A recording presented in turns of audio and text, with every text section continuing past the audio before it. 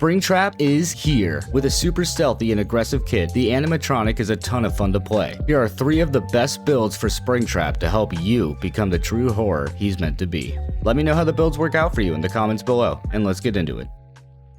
The first build is the one I've been having the most fun with, utilizing 2 of Springtrap's add-ons. The bleeding build consists of Lethal Pursuer, Blood Echo, Sloppy Butcher, and Alien Instinct.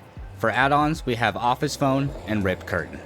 Additionally, you can swap out Sloppy Butcher for Deathbound. Between the add-ons, Blood Echo, and Sloppy Butcher, you will be causing survivors to get hemorrhaged and require additional healing time quite often, which is time off of gens. However, if you get the survivors with Resilience on and whatnot, it punishes them for not taking the time to heal with Alien Instinct kicking in. If the survivors don't heal, they are just 1 axe away from death, which will have you flying through hooks.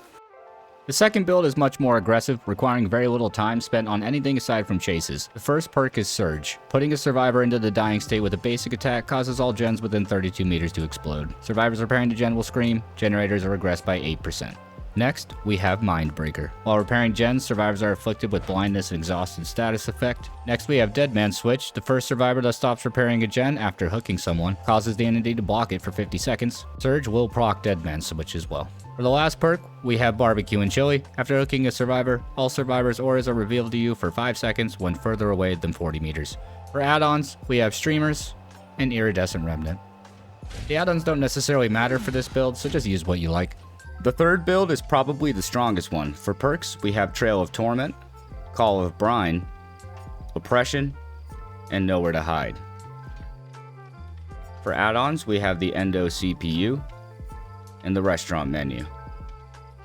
How this one works is you will go through doors to determine if a nearby gen is being repaired by using audio cues, and then hitting it to initiate chases. Hitting a gen will give you tons of information with this build, proccing all 4 of your perks. Trail of Torment makes you undetectable until the gen stops regressing. Call of Brine gives the gen 150% regression. Oppression strikes up to 3 other gens, and Nowhere to Hide shows you those pesky survivors hiding behind rocks. All in all, you should be undetectable for absurd amounts of time between Trail of Torment and Springtrap's kit. The Endo CPU helps you break gens and pallets incredibly fast for 5 seconds after entering its AoE, and the Restaurant menu takes 20% of the time off to get it right back. Before we get into the gameplay, just want to say I took a lot of time workshopping and testing these builds, so be sure to like, subscribe, and comment your favorite build below. Enjoy the gameplay.